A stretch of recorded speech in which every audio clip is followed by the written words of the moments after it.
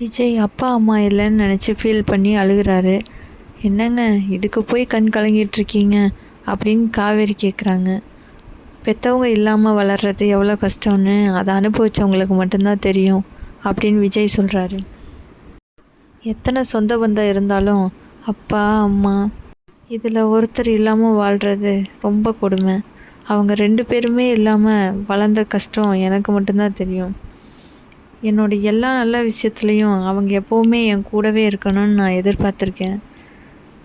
என் friends அவங்க அப்பா அம்மா கூட பேசி சிரித்து வெளியே போகும்போதெல்லாம் நான் ரொம்ப ஃபீல் பண்ணியிருக்கேன் தெரியுமா. என் சந்தோஷம் என் துக்கம் முதல்ல என் அப்பா அம்மாட்ட தான் சொல்லணும்னு நான் யோசிச்சிருக்கேன். ஆனால் அதை சொல்கிறதுக்கு எனக்கு தான் யாருமே இல்லையே.